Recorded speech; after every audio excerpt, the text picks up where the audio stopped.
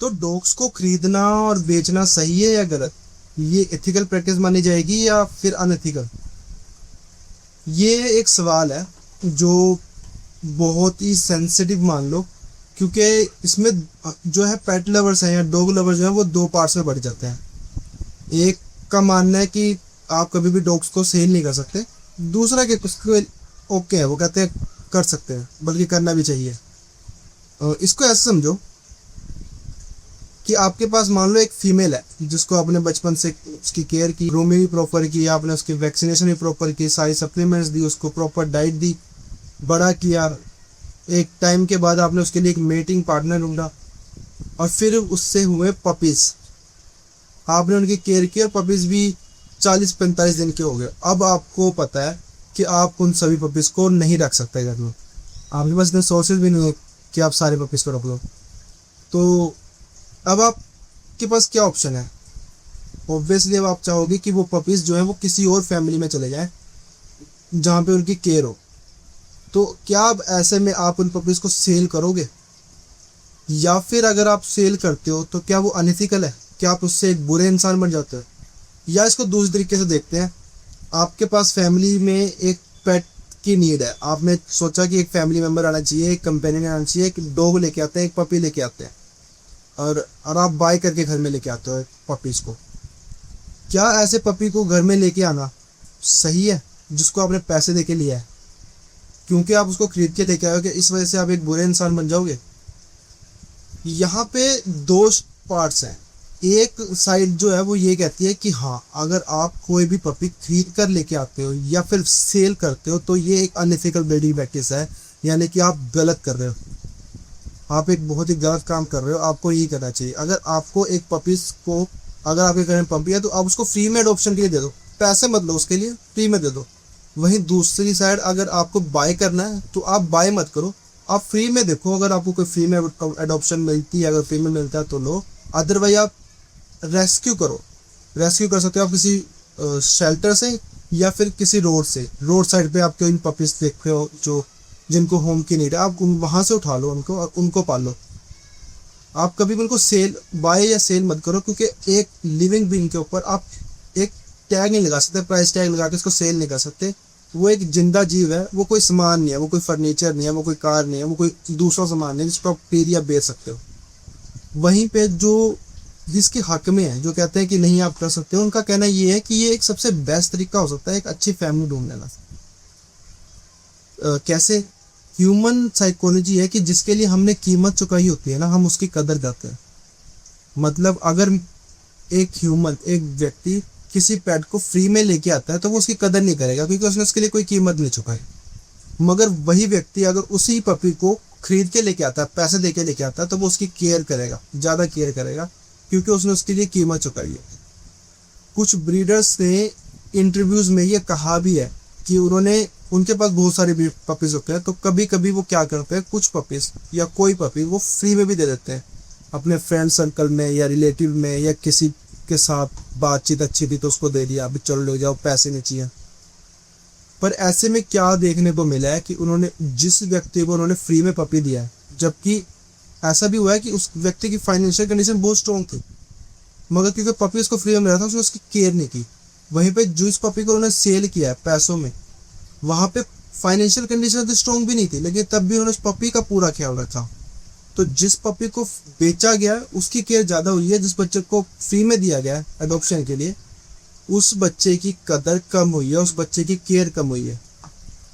तो इससे अच्छा है कि आप हमेशा पपी को सेल करो, उसको पैसों के बदले में दो, क्योंकि ऐसा करने से ही आप उसकी जो है रियल वैल्यू, जो उसकी जो रियल केयर जो वो डिज़र्व करता है वो उसे दे पाओगे उस फैमिली। इसको ऐसे भी समझो कि जब आप किसी पपी को फ्री में ना देके पैसों में देते हो तो आप फाइनेंशियल कंडीशन भी चेक कर लेते हो बंदे की। आपको पता है कि उस व्यक्ति के पास इतने पैसे हैं कि अगर वो उसको खरीद सकता है ना तो वो आगे भी इसका खर्चा उठा लेगा, वो इस पर पैसे लगाएगा। मगर अगर आप फ्री में देते हो तो अब आप क्या से पता करोगे? आप क्या उसकी बैंक स्टेटमेंट मांगोगे, उसके घर का जाके पता करोगे? कैसे आप पता करोगे? ये इस झंझट में पड़ने से अच्छा है कि आप बड़ी आराम से बस उसको पपी सेल कर दो पैसों में, और उससे क्लियर हो जाएगा कि वो सारी ज़िंदगी उस पपी का ख्याल रखने वाला है, क्योंकि उसने उसके लिए कीमत दी है। अब इसमें ऑब्वियसली कुछ लोग तो इसमें एग्री करेंगे, कुछ लोग कहेंगे कि नहीं यार ये बकवास है, ऐसे नहीं होता। अगर आपको पपी चाहिए तो आपको अडॉप्ट करना चाहिए, रेस्क्यू करना चाहिए, कभी भी खरीदना नहीं चाहिए। अगर आप खरीदते हो तो आप अनएथिकल हरकत कर रहे हो भाई, शैतान के बच्चे बन जाओगे अगर तुम कोई पपी बाय कर रहे हो या फिर सेल कर रहे हो। आपको बस हमेशा उसको फ्री में देना है और फ्री में लेना है, यानी कि अडॉप्ट करना है और अडॉप्ट कराना है या रेस्क्यू करना है, कभी भी उसको बाय नहीं करना। अब ये दो पक्ष हैं और इनके बीच में बहस चल रही है जो एंडलेस है, हमें इस बहस में नहीं पड़ता, पर हम फिर भी दोनों के साइड समझने की कोशिश करेंगे आज, क्योंकि हमेशा एक ही साइड समझाई जाती है। इंटरनेट पे भी एक ही तरह के लोगों की जो है वो बात रखी जाती है। हम बात करते हैं आज दोनों की। जो लोग कहते हैं ना कि इनको नहीं खरीदना चाहिए, उनके पास दो और रीज़न भी हैं। पहला रीज़न तो ये है कि ये जो ब्रीड्स बाय की जाती है ना, ये फॉरेनर ब्रीड्स होते हैं, ये इंडियन ब्रीड्स नहीं होती, ये इंडिया की नेटिव ब्रीड्स नहीं है। वो कहते हैं कि जैसे जर्मन शेफर्ड हो गया, लैब्राडोर हो गया, ये फॉरेनर ब्रीड्स हैं।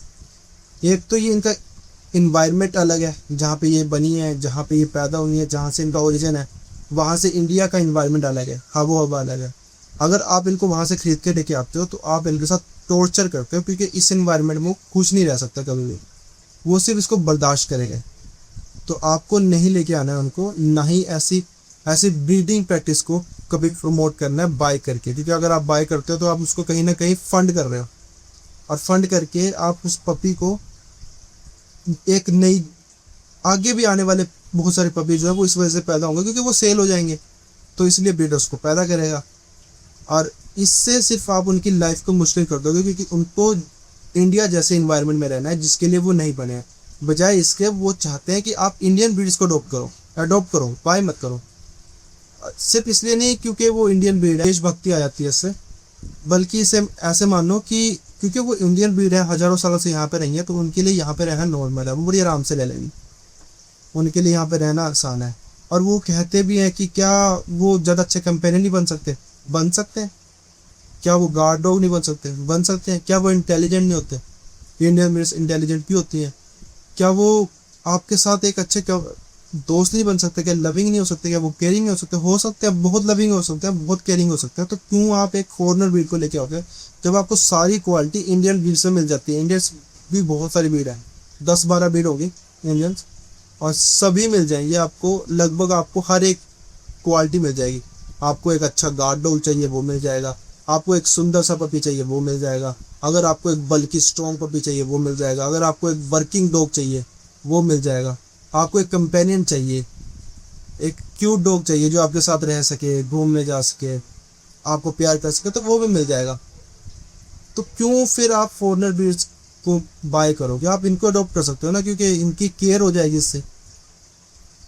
पॉइंट ये भी सही है, मगर दूसरी साइड पे जो ब्रीडर्स या लोग जो फॉरेनर ब्रीड्स को सिलेक्ट करते हैं उनके पास भी एक आर्ग्यू है। इसको ऐसा समझो कि दुनिया में 400 से ज़्यादा ब्रीड्स हैं और इंडिया में इंडियन ब्रीड्स में 10 से 12-15 ब्रीड्स होंगी मैक्सिमम।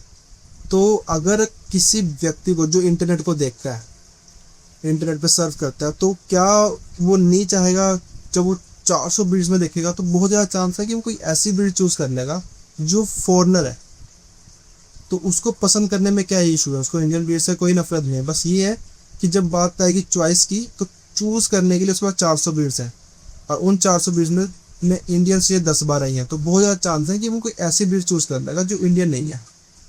दूसरा, जो ये ब्रीड्स इंडियन नहीं है, हम कहते हैं कि ये सिर्फ इसको बर्दाश्त कर रहे हैं इंडियन इन्वायरमेंट को, ये ब्रीड्स भी यहाँ पे आज नहीं आई हैं, इनके परदादे आ गए, ये कई पीढ़ियों से यहाँ पे हैं, दशकों से कुछ यहाँ पे हैं। अगर हम जर्मन शेफर्ड की बात करें, लैब्राडोर की बात करें, बहुत सारे ब्रीडर जो कई दशकों से हैं, मतलब मेरे दादे परदादे के टाइम से है वो, और लगातार उनकी कई पीढ़ियाँ आ चुकी हैं, तो अब वो इस इन्वायरमेंट में रह पा रही हैं बड़े आराम से अच्छे। ये कुछ लोगों का मानना है जो ब्रीड्स रखते हैं, उनके पास ये आर्ग्यू है और उन्होंने ये साबित भी किया है, क्योंकि वो फैमिली डॉग जो वो ब्रीड है वो आराम से खुश रह रखी है। एक इशू जो बड़ा जायज़ देते हैं वो ये है कि जो ये डॉग्स हैं ना, ये सिलेक्टिव ब्रीडिंग की वजह से हुए हैं। क्या किया गया है कि पसंद किया गया है ब्रीड को और उसको उस हिसाब से उनके ट्रेड्स को इम्प्रूव किया गया है। इससे क्या किया, पंच फेस के चक्कर में किसी ब्रीड को जैसे कि पग हो गया या फ्रेंच बुलडॉग हो गया, उसके फेस को इतना छोटा कर दिया कि उसको अब सांस लेने में दिक्कत होती है, खाना खाने में दिक्कत होती है। अ, कुछ को इतना ज़्यादा बल्कि कर दिया या उनके उनकी खाल को इतना मोटा कर दिया कि उसमें स्किन कैंसर हो गए। कुछ ब्रीड्स जो है जैसे कि जर्मन शेफर्ड है, उसको एक एंगल देने के लिए उसके अब जो है वो जोड़ों में हमेशा दर्द रहता है, उसके कुल्ले में ना हमेशा दर्द रहता है, और उसको रीढ़ की हड्डियों की बहुत सारी दिक्कत होती है। बहुत सारी ब्रीड्स हैं जिनमें कैंसर तक के देखे गए हैं, बहुत डेडली बीमारियां हैं सिर्फ इस वजह से क्योंकि उनको सिलेक्टिव ब्रीडिंग किया गया, उनको खराब कर दिया इंसानों ने अपनी पसंद के हिसाब से। तो जो ये लोग कहते हैं कि इनको खरीदना बेचना चाहिए, वो ये भी कहते हैं कि इन ब्रीड्स से दूर रहो, क्योंकि इन ब्रीड्स को आपकी वजह से ही ब्रीड किया जा रहा है। अगर आप इनको बाय ही नहीं करोगे ना, तो इनको कोई ब्रीड ही नहीं करेगा, और फिर इनकी ज़िंदगी जो बहुत दर्दनाक है, उस ज़िंदगी में ये जन्म नहीं लेंगे।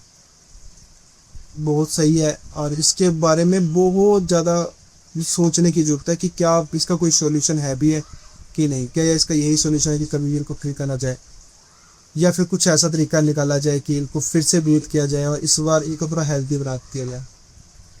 वहीं पे एक और आर्गूमेंट है, वो ये आर्ग्यूमेंट है कि लोग कहते हैं कि अनएथिकल ब्रीडिंग प्रैक्टिस बहुत होती है। होता क्या है कि एक फीमेल को लिया जाता है और उससे बच्चे लिए जाते हैं, जैसे ही वो बच्चे देने के लायक हुई, 6 महीने की भी हुई, बच्चे लेगा, उससे बार बार बच्चे लिए जाते हैं, बार बार बच्चे लिए जाते हैं, उससे बार बार मेट करवाया जाता है, फिर बच्चों, इससे उसके फिजिकली बहुत डैमेज होता है और इमोशनली भी इसको बहुत डैमेज होता है, और इसकी परवाह नहीं करते ब्रीडर को इससे कोई मतलब नहीं है उसको कितना दर्द हो रहा है, कितना पेन हो रहा है, बस वो उससे पपी ले जा रहे हैं। और एंड में जब उसका कोई यूज़ नहीं रहेगा, अब वो पपी नहीं ले सकती, तब वो उसे उठाते हैं और सड़क पर छोड़ जाते हैं, अबेंडन कर देते हैं बस।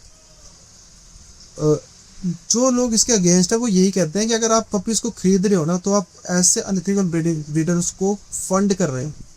आप आप भी उतने ही बड़े गुनहगार हो जिसकी वजह से इनको इतना तंग किया गया है। ये पपी मील्स लाते हैं, ये छोटे से पिंजरे में कई कई पपीज भर देंगे, एक कमरे में कई कई डॉग्स भर देंगे। तो अगर आप इनसे खरीदते हो, इनको खरीदते हो, तो आप वही करते हो, आप भी बराबर के जिम्मेदार हो। तो आपको कभी भी इस पपीज़ को खरीदना नहीं है, आप अडॉप्ट करो, आप रेस्क्यू करो, किसी सेंटर से रेस्क्यू करो, किसी सड़क से रेस्क्यू कर लो, मगर इनको बाय मत करो। मगर वहीं पे दूसरी डायरेक्शन है, कुछ लोगों का कहना है जो इसके हक में है, वो कहते हैं कि सभी नहीं करते, सभी बुरे ब्रीडर्स नहीं हैं, कुछ अच्छे भी हैं जो इस बात का ध्यान रखते हैं कि कब मेटिंग होनी सेफ है। ऑब्वियसली वो एक जानवर है, उसने कभी ना कभी तो बच्चे देने ही हैं, ये तो नेचर का रूल है कि आप रिप्रोड्यूस करते हैं तो वो फीमेल कभी ना कभी तो पपी देगी, वो एक से मल्टीपल टाइम पपी देगी। मगर ब्रीडर्स इस बात का ध्यान रखते हैं कि वो उतनी बड़ी हो जाए, इतनी मैच्योर हो जाए कि अब वो पपी दे सकती है हेल्थ, और इसको एक नॉर्मल सर्कल की तरह बाद में फिर से किया जा सकता है, एक गैप के बाद, इतना गैप देके कि वो फिर से रिकवर कर जाए। और जब एंड में वो पपीज 2-3 बार या 4-5 बार ले ले, अभी अब इसके बाद लेना उसके लिए दर्दनाक है, या फिर इसके बाद उसको अनकंफर्टेबल होगा बच्चों को देना, तब उस बच्चे मेटिंग नहीं करवाई जाती, उसको बस घर में रख लिया जाता है एक पेट की तरह प्यार से, उसको कहीं अबेंडन नहीं किया जाता। ऐसे ब्रीडर्स का कहना है कि हम क्यों पिसे, हम तो बिल्कुल सही जेन्युइन कर रहे हैं ना सब कुछ, हम कोई गलत प्रैक्टिस नहीं कर रहे हैं, हम बड़ी प्यार से बड़ी केयर से ही बच्चों को रख रहे हैं, बड़ी प्यार से ब्रीडिंग कर रहे हैं, तो क्यों फिर हमको भी साथ में अनएथिकल ब्रीडर्स के साथ हमको भी जोड़ा जा रहा है। ये ब्रीडर्स ये भी बताते हैं कि इन्होंने बहुत एथिकल तरीके से बड़े प्यार से पपीज़ को रखा, बड़ी प्यार से उनकी ब्रीडिंग की और फिर उनको सेल भी किया और काफ़ी बड़ी अमाउंट पे सेल किया, लेकिन इसके बाद भी वो लॉस में है क्योंकि उन्होंने उसकी केयर, उस पर इतना खर्चा किया ना कि सेल करके उसके पपी उनका वो खर्चा भी पूरा नहीं हुआ। लेकिन वो तब भी से करते हैं क्योंकि उनका शौक है, बस वो उनके लिए बस ये है कि खर्चा मैक्सिमम निकल जाए, ताकि सेल करने से खर्चा निकल जाए, ताकि वो उनका अपना शौक भी रख सके और ब्रीडिंग भी एक अच्छी और क्लियर से कर सके। ऐसा तो होगा नहीं कि वो रिप्रोड्यूस नहीं करेंगे, वो करेंगे तो है, तो हम उसको एक कंट्रोल और बैलेंस एनवायरनमेंट देंगे और उसके साथ ब्रीडिंग कराएंगे और उसको एक अच्छी फैमिली में दे देंगे, क्योंकि अगर किसी को सेल किया जाएगा तो वो उसकी केयर करेगा क्योंकि उसने उसकी कीमत चुकाई है, तो वो ऐसे उसकी केयर करेंगे। तो क्या एथिकल ब्रीडर्स को भी पनिश किया जाना चाहिए अनएथिकल वीडियोस की वजह से, या फिर अब इसका पता भी कैसे लगेगा कि कौन एथिकल है कौन अनएथिकल है। यही एक इशू है जो दूसरा देते हैं, वो कहते हैं पता ही कैसे लगेगा। इस वजह से फेसबुक ने भी बैन किया हुआ है, आप मेटा पे कोई पपी सेल नहीं कर सकते, ना फेसबुक पे ना इंस्टाग्राम पे। ना फेसबुक पे आप शेयर कर सकते हो ना इंस्टाग्राम पे शेयर कर सकते हो, गूगल पे भी मेरे ख्याल से आप शेयर नहीं कर सकते। क्यों? क्योंकि इसका कोई तरीका नहीं है कि पता कैसा लगेगा कि कौन एथिकल ब्रीडर है कौन अनएथिकल है। लोगों का मानना ये भी है एक साइड वालों का कि कोई भी ब्रीडर एथिकल नहीं होता, सब अनएथिकल होते हैं। आपको जरूरत ही नहीं है किसी ब्रीडर से पपी लेने के लिए, आप शेल्टर से लो, आप रोड से उठा लो उसको, पर आप बाय मत करो। ये दो जो आर्ग्यूमेंट है बिल्कुल ऑपोजिट, ये बहुत लंबी चल रही है और दोनों एक दूसरे से बिल्कुल भी एग्री नहीं करते। मैं जानना चाहूँगा दोस्तों आपकी क्या ओपिनियन है, आप क्या सोचते हैं? कमेंट में बताओ कि क्या लगता है आपको।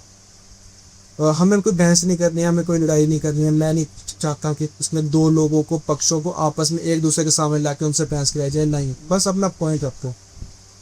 क्या दोनों साइड से मैं एक सवाल पूछना चाहता हूँ, क्या ब्रीडिंग करके हम उस पपी को तंग तो नहीं कर रहे हैं, हम उस ब्रीड को तंग तो नहीं कर रहे हैं वाकई में, उसको सेल परचेज करके इस एनवायरनमेंट में लाके क्या हम तंग तो नहीं कर रहे हैं?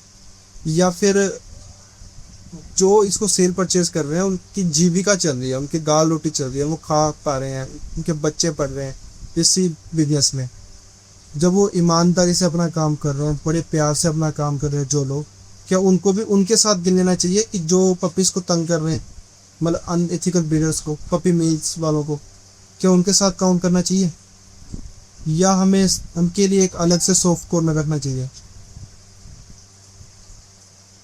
इसके बारे में हम विचार करेंगे। सिर्फ कमेंट में लड़ाई नहीं करनी है, कुछ किसी को कुछ बुरा नहीं बोलना है, कोई हेट नहीं होगी, सिर्फ जानने की कोशिश करेंगे। अगर मुझसे कोई पॉइंट मिस हुआ है किसी भी इंटरेक्शन में तो आप वो भी रख सकते हो। कोई सवाल है तो आप मुझसे पूछ सकते हो और हम इस बारे में अगली वीडियो पे बात करेंगे। इन सभी प्रॉब्लम्स के बारे में बात करेंगे और इनके सबके सॉल्यूशन के बारे में बात करेंगे। अब इसका एक सॉल्यूशन भी ढूंढने की कोशिश करेंगे। कामयाब होते हैं अकेले होते हैं तो भगवान जानता है, पर हम कोशिश करेंगे इन सभी प्रॉब्लम्स को आइडेंटिफाई करने की और उनका कोई एक सॉल्यूशन लेके आने। इसके लिए मुझे आपकी सपोर्ट चाहिए होगी।